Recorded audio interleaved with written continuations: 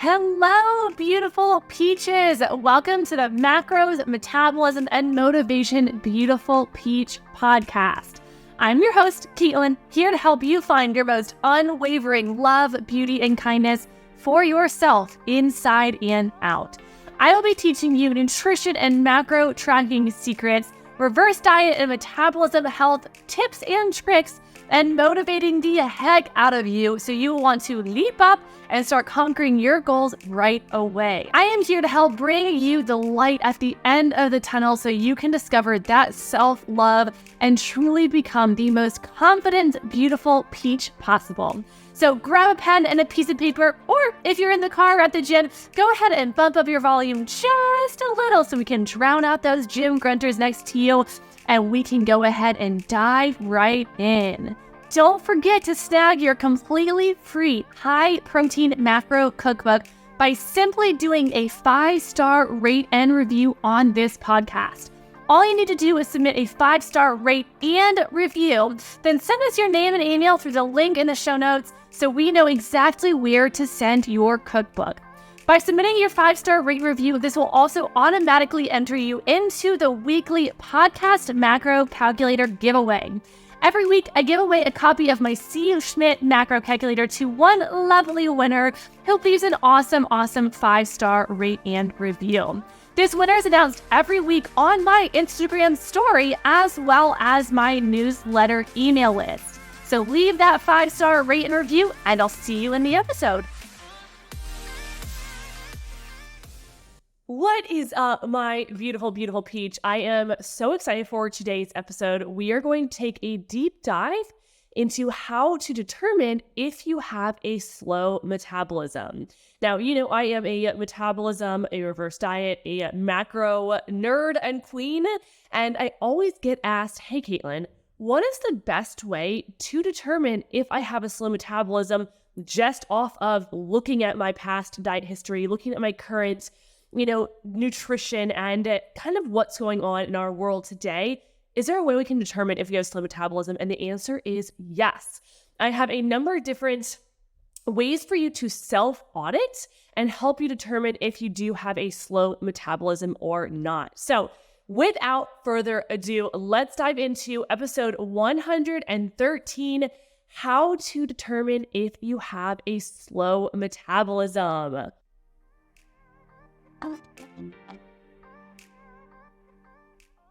There are a number of different ways for us to determine if we have a slow metabolism without diving into the sciencey and numbers and all of that fun stuff. So I want to walk through those real world scenarios that might be happening that might indicate a slow metabolism. And before I dive into all of these nerdy goodies, I do want to just let you know, I do sound a little bit different. I have a little bit of a sinus infection, but I feel great.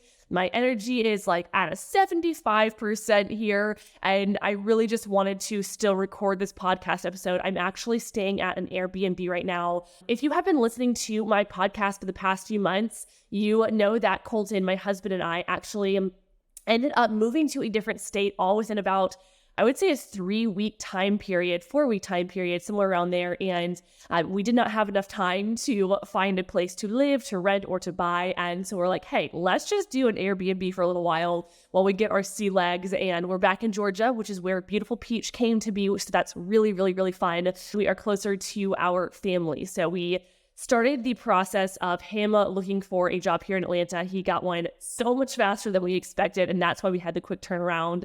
But we're excited. We are actually not quite in Atlanta, but I always just say Atlanta. And we're just really excited to be near family and to be back in the Georgia Peach world. So I got a little bit sick. I have a little bit of sinus infection. I'm feeling great, but I sound a little bit nasally. So we are just going to rock and roll through the nasal sounds. And that sounds so gross. I apologize for even saying that. But I am very excited about this episode, and I really wanted to make sure to have consistency here and not miss a week of recording. So we're going to dive on in. Please bear with me. I am unsure if it will sound nasally or not. We will find out, but I'm excited. So let's dive into the number one of the first reasons that I'm going to talk through of how you can determine if you do or do not have a slow metabolism. And this one's pretty simple, but from what I'm going to say at the very beginning, but it's going to be a little bit deeper as we start to dig in there. So if you have ever restricted your intake for a prolonged period of time, and there will be another number that relates a little bit to this, and I'm going to get to that one. It's probably a little bit later in the episode, but I really want to start with this because this is the most basic. If you have restricted for a prolonged period of time, whether you have done keto for a few months, whether you have done 21-day fix, whether you have done just a 1,200 calorie deficit, and you have done that for a prolonged period of time, this is going to slow our metabolism. And I have talked about this in past episodes, but in case you are new here, hi, welcome. I'm excited you are here. And I want to just do a recap of what happens when we diet, okay? So let's just say that before we have ever dieted, we are eating, for the sake of this example, let's just say 2,200 calories. So 2,200 calories, whether we know that's how much we are eating, whether we don't know that's how much we are eating, we are just eating 2,200 calories, okay? And we decide, hey, I'd like to lose some weight, and we start to do a diet. We go to MyFitnessPal or keto or whatever it may be, and we start eating 1,200 calories. What's going to happen is we will initially start to see some very fast weight loss. However, this is not a healthy weight loss that is happening for many different reasons. One being we are going from a higher calorie place way down to a lower calorie place really quickly. Example, 2,200 calories down to that 1,200 calorie place. What's actually going to happen is it's going to slow down our metabolism because we're going from a high calorie to a low calorie place, number one, quickly, but number two, for a prolonged period of time. So you're going down to that 1,200 calorie place, meaning your metabolism is actually slowing down to that 1,200 calorie place. And one thing that is really important to know about our metabolism is it's kind of like the middle gear. And I love this analogy. I came up with it a couple years ago, and it's the way that I think about my clients. I think about my clients as a machine, and in that machine, we have all of these different gears, all of these different systems and functions working together, simultaneously to create this machine that's going, forward, that's working at its best, at its max capacity and feeling great, doing great. But what happens if we have one gear that's a little bit wonky, aka our metabolism, is it's actually going to start to slow down all of these other gears in our body. So when we're going from this higher calorie place to a lower calorie place, our metabolism slows down, aka that gear is kind of getting a little bit wonky, and it's going to start to slow down all of these other systems in our body. For example, our libido will be slowed. We will have less, like a high libido. Our energy will be lowered. So natural energy out and about. I have somebody who just actually enrolled into BPM, and I'm so excited. And one of her big things is she wants to have the energy to play with her son, to feel that freedom, to carry him, to feel good, to have that strength, and to just have that natural energy coming back. We should not need to live off of caffeine. I drink one cup of coffee in the morning. One of those days, words are hard today, and that's okay. Words are always hard. Who am I kidding? I'm always saying that words are hard. But one cup of coffee I have in the morning. And then I've actually switched to either doing decaf or half calf later on in the day, just because I like the experience of drinking coffee. And for me, that experience is something that's nice to me. I like my afternoon cup of coffee while I'm working. And so I actually have switched over to drinking decaf or half calf solely because I don't need the energy. I just want the experience, okay? So part of what happens when our metabolism is slowed is our energy starts to go down. Our libido starts to go down. We might notice that our hunger hormones are kind of getting a little bit wonky there. We may notice, there's so many different things, and I won't go too deep into this because I have a full episode about all of the different things that go on. But the main point here is when we are in a calorie deficit for a prolonged period of time, our metabolism slows, as well as many different systems in our body, because our metabolism gear, quote unquote gear, is a little bit wonky, okay? And so that's, the most basic one. And we're going to get a little bit deeper into some of the ins and outs with that, but just keep that in mind as we're going through this. If you have ever eaten in a prolonged calorie deficit, keep that in mind. Your metabolism has been slowed, and we'll get into that in a little bit. I think my number four thought here. I have 2 and 3 next, and then I think it's 4. So number 2, and this one's super interesting to me because it's another one of those that people don't realize is actually impacting their metabolism, but it is. So if you're the kind of person who skips meals, whether this is intentional or not, okay? And it's super interesting to me because I have always been a really good, well, I shouldn't say that. I haven't been always a good eater. Back when I was struggling with restriction and binge eating and food guilt, I would intentionally skip meals. I think it was one of those things where the diet mentality was so strong. And I was like, ooh, I shouldn't be eating this. I shouldn't be eating that. I would wait all day long or all morning long. And then it would hit probably, I would say like, gosh, I don't know, 12 o'clock. And I would have like 100-calorie protein bar for my like breakfast, quote, and lunch, quote unquote. And that's not the way that we want to go about our eating. Okay. So if we're skipping meals, intentional or not, and if it's intentional for the goal of weight loss or fear of weight regain, what's really interesting to note about what happens when we are skipping meals, it's actually going to mess with our digestion. So these are just like little bonus information, bonus tips here.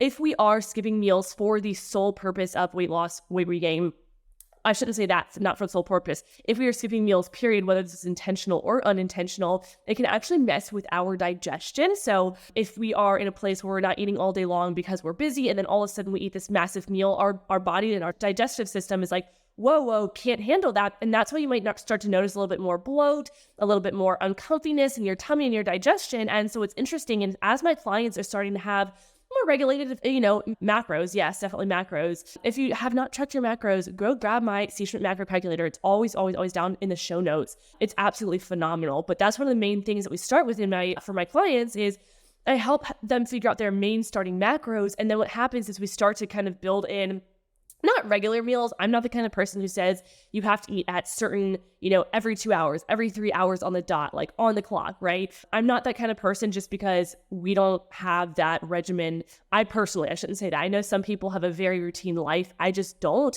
My days change from day to day. I am, out and about. I am traveling. I'm doing this. I'm doing that. So for me to eat at an exact hour at 9, 12, 2, all those different things, that's not going to work for me. And so the main point here is we want to make sure that we're having food throughout the day and starting from when you wake up. And I personally do eat a meal before bed, but I also get in bed really early. And that's one of the myths that people think, oh, you can't eat before bed, but you actually want to eat before bed because you want to have some protein and some carbs to help fuel that muscle growth and recovery while you're sleeping. So another little extra tidbit in here, completely unrelated to not completely unrelated, but a little bit unrelated to a slow metabolism, but extra thoughts there. So when we are bringing it back to skipping meals, intentional or not, yes, it does definitely mess with our digestion. We'll notice more bloat. So as my clients are starting to have more meals, they're having the proper macros, they start to note that their bloat goes down. They start to note that their digestion is better. They're having regular bowel movements. They're having just a more regulated system, okay? But number 2, it's also going to support a healthy metabolism, because when we are skipping meals, whether that is intentional or that is not intentional, it can actually mess with our hunger hormones. And essentially what happens when we are not eating enough throughout the day, and by skipping meals or just by restricting our food, is our hunger hormones are built in our body. We have these systems that help these hunger hormones function at their best. Also, when we have enough fat, a lot of people do low fat thinking that's a way to go, or thinking that's going to help them lose weight. And the problem with this is it actually does impact our hormones overall, which is why I think that having the proper foundational macros and building from there is so massively important, which is why I always get excited about my macro calculator. Wink, wink, nudge, nudge, my C-Suite macro calculator. But the point here is, when we are in this place where we're skipping meals, intentional or not, whether you're just like a busy mama, whether you are, you just forget to eat, which crazy enough, I actually understand this. I went through a period last year where I just was so incredibly busy, and it got to be, I'm the kind of person where I'm like in the middle of something and I'm like, no, I want to finish this. And then 2 hours go by and I'm like, oh, I'm almost done. And another hour goes by and I'm like, oh my gosh, I've completely missed my lunch. I'm starving. I'm like, oh my gosh, I just want to eat right now. And so what's really good to do is to make sure that, yes, absolutely, we want to get our work done. And maybe in those times, maybe set yourself a reminder. So it's not telling you to eat at a certain time, but it's like, hey, don't forget to go eat lunch. Like, we want to have happy hunger hormones. We want to have, to make sure that our metabolism is feeling good, to make sure that our digestion is doing well. And so what happens when or skipping meals is our hunger hormones are going to be completely wonky. So I have clients who come to me who, have been eating 1,200 calories, who restrict throughout the entire day, who skip meals, and they start to lose their ability to feel their hunger properly. So as we are going into, having the proper macros and building that back in, what actually is happening is they start to have those hunger hormones coming back into play, and they start to feel hunger again naturally and as they should. And this is also why I, people who do diet pills, and there's just this huge push for, and I'm completely Ozempic, I think it is. I mean, there's plenty of diet pills out there, but suppressing our hunger overall is not the way to go. We don't want to be doing that because it is going to overall mess with the way that our body is naturally functioning, okay? And so to make a very long story short, whether we are skipping meals intentionally or unintentionally, this can actually mess with our metabolism and can cause, obviously, you know, how I talked at the very beginning here, our metabolism being that gear. And when that gear is wonky, so many different things are a little bit wonky around that. So that also means that our digestion can be wonky, our bloat, our hunger hormones, and all of those different pieces can kind of go a little bit haywire, okay? Now, number 3, if you cannot, I like this one a lot. So if you cannot keep weight loss off, okay? If you are somebody who gains and loses weight on repeat, I talked about this a little bit in the first example of, you know, a person who does their very first diet and they're eating 2,200 calories and they go down to 1,200 calories and their metabolism is being slowed down.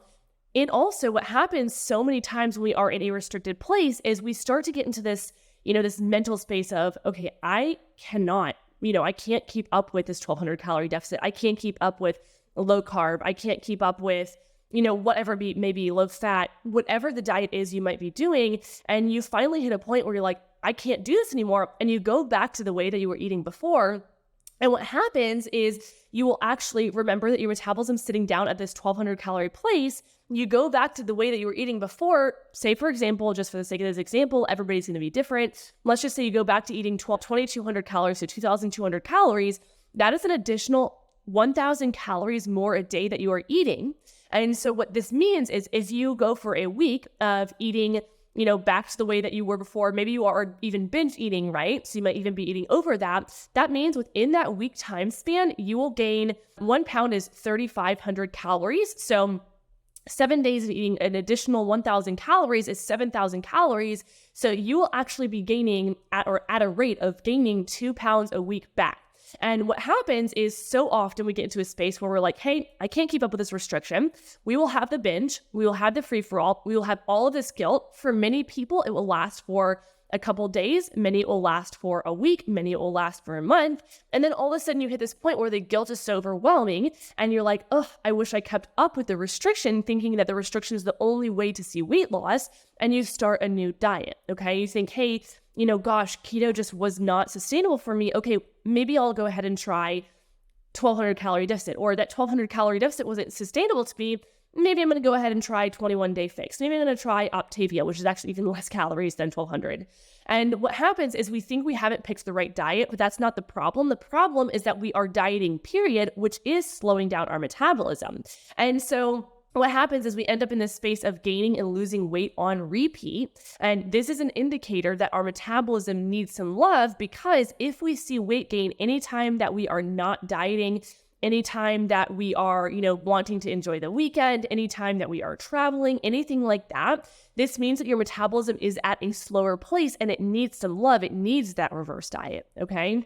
And what actually happens, I have sometimes plateauing or seeing weight regain no matter what, even if you are still at a restricted place. So even if you are not the person who is going back to the way that you're eating before, you are just still stuck in that restricted place, but you are seeing that weight regain, that is also a sign that your metabolism has hit this point where it's saying, whoa, girl, I can't handle this restriction. And it's actually promoting weight regain as a signal to say, hey, something's wrong. Hey, I need some help here. And because we are not, the average person isn't trained like I am to see these indicators, we don't know. But for me, it's like, hey, if you're gaining weight, number one, when you go back to eating the way that you were, or number two, if you are still in a restricted place and you're seeing that weight regain, that is literally your body trying to give you a signal, because our bodies can't talk back to us. It can't say, hey, I've got this problem. Hey, Caitlen, I need some help. My metabolism needs some love. I have some nutrient deficiencies because of this restriction.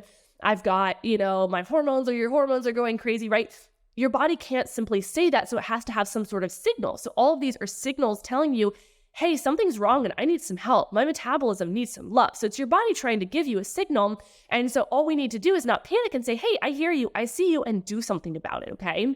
Now, number 4, if you have ever dieted or done low calories, and this is relating to number 1, and that was more the sense of like, Number one is if you are currently, I guess is the way that I should have phrased this. But number four is basically, even if you have done this 10 years ago, you did some sort of diet, even if it was like 20 years ago, and you stopped dieting back then and you gained the weight back. Remember how I talked about our metabolism slows. We go back to the way that we were eating before and we see weight regain. And you may not have ever dieted again, even if it was 10 years ago and you said, hey, I'm done dieting, and you never dieted again, but you also never lost the weight again.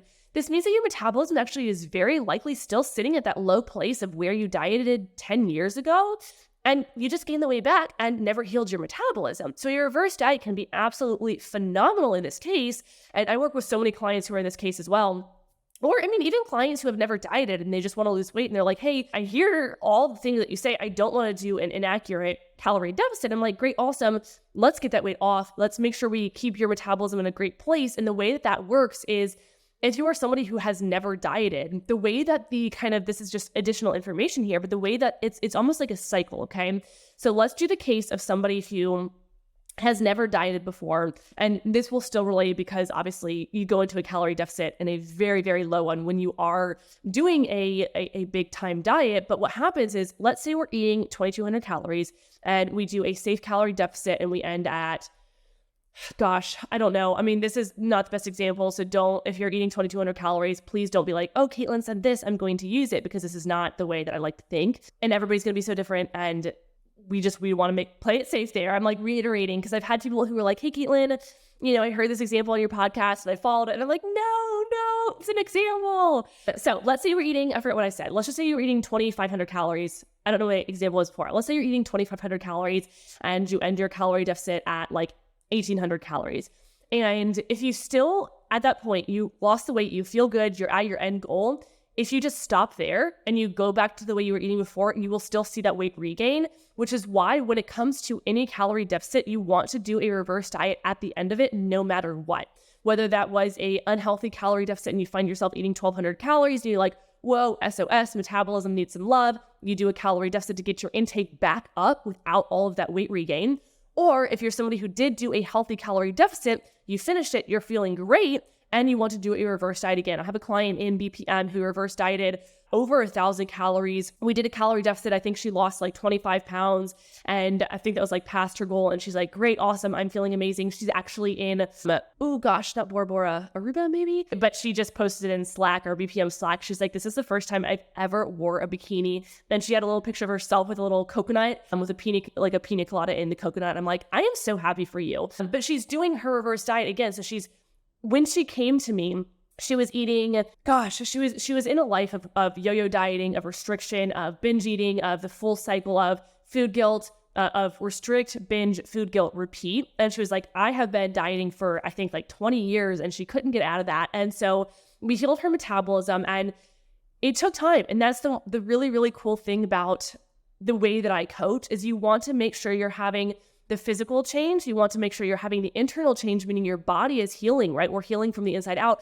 but you also want to have that mental change. And I think for so many women, it's hard to get out of the dieting world when we have been dieting so long, and it's hard to get out of that diet mentality, and slow and steady wins the race, quite truly. We cannot have a quick fix and actually expect it to have a long-term change. So the really, really cool thing about this client is she came to me and she was like, hey, I am putting timelines aside. I get it. If I think about timelines, I'm going to feel more stressed. And I was like, I am so obsessed with this. And we were able to have a complete reverse diet, have her eating so much food. Her body was absolutely thriving. She was having amazing energy, feeling so good. Then we did a safe calorie deficit, didn't even do any cardio. She lost that 25 pounds. She's like, I'm feeling absolutely amazing. And I'm ready to do my reverse diet because I've hit my goal. And now we're doing a reverse diet again to get her intake up safely, to get everything going, to make sure she's not having the weight regain. She's maintaining her results, and she's going into a place where she can go intuitive if she would like, because she's hit her goal, where her metabolism is still thriving, right? Because we ended up healing it, did a safe calorie deficit, and now we're getting it back up so we don't have that weight regain, so she can just go off on her own. And it's incredible, okay? It is absolutely incredible. So big time sidetrack there. I get so excited because I think so many people expect to, in the diet world, to do a calorie deficit. Once they hit their goal, they're like done, and then they start seeing all this weight regain, and it's because your metabolism is still slowed, okay? And I have a number 5, it's kind of like a bonus here. I said you are on some medication that has impacted your metabolism. This is absolutely incredibly common, okay? PCOS impacts our metabolism. I love working with clients who have PCOS. Medications impact our metabolism. Restrictions impact our metabolism. So if you are somebody who maybe has all three of those going on, this is okay, very much in my wheelhouse and something that we can work on. It just basically means your metabolism needs a little bit of like triple extra love, and we can just heal from there. And that's what really makes a full game changer to those long-term results, to the long-term health, to making sure that all of those systems in your body are functioning at their absolute best. So this episode, I love this one so much. I really feel like I could talk about the human body and the metabolism all day, every day. I get so gosh darn excited, and it makes me very happy. So with all of this, if any of this related to you and you're like, hey, Kate, I have a few extra questions, or Caitlen, my clients call me Kate. We just become little buds. So if you have any questions for me, or if you're like, hey, I think I want to work with you, I want to talk through everything that's going on, I want to take a deep dive, send me a DM on Instagram. I am more than happy to chat through what is going on with you personally, taking a deep dive there and see how I can support you at an incredible level. I am very much the person who I'm a very detail-oriented person in my own personal life and also with my clients. I think it's just really important, because if you don't have the full picture of everything going on, if you don't have the full story, you can't support someone at their max. And so for me, I'm like, I want the full story. And if you apply to my Beautiful Peach Mastermind, if you apply to my high-level coaching program, BPM, my Beautiful Peach Mastermind, is my high-level, high accountability coaching program for women who want to heal their metabolism from diet burnout so they can lose weight and keep it off sustainably without ever giving up any of the food that you love. I actually encourage my clients, all my clients, whether that's BPM or another program, to eat out, to travel, to do the real world things so I can help you navigate those situations and absolutely thrive and be like that client who is massively thriving right now and just absolutely loving life. And it's one of those things where if you don't have the sustainability, if you don't have the, a lifestyle where it's working with you rather than you trying to cater your entire life to something, that's not going to be sustainable. So my job as a coach is to hear about you, your life, your individual, what I call human factor. If you have my macro calculator, which is what I tell everybody to start with. If you're like, hey, I just want the very basics, Caitlen, I just want to start tracking my macros, like I just want to dip my toes in, I highly suggest grabbing my macro calculator. All links are always down below in the bio for you. And it's really important to kind of dip your toes in with the macro calculator. It is a mini course, so it comes with a mini course that has little spreadsheets in there that will help teach you exactly how I figure out where your metabolism sits, and then also how to calculate your custom macros from there. And it's really important because it takes into account you as a human. It teaches you how to actually adjust your protein, still keeping it in the ideal protein place, making sure that you have a correct, proper fat to make sure you have hormonal balance, and then also carbs for energy. So it's really the full picture when it comes to calculating your macros correctly. Even if you're somebody who, you've had your macros, you calculate them, but you're like, oh, I don't know if these are correct, go grab the macro calculator. It's simple. You get the full mini course, you get lifetime access to it. It's incredible. And that's like the best place to go if you just want to dip your toes in. If you're like a beginner here and you're like, I just want to track my macros, Caitlen, go do it. So with all this, please send me a DM on Instagram. I am always here for you.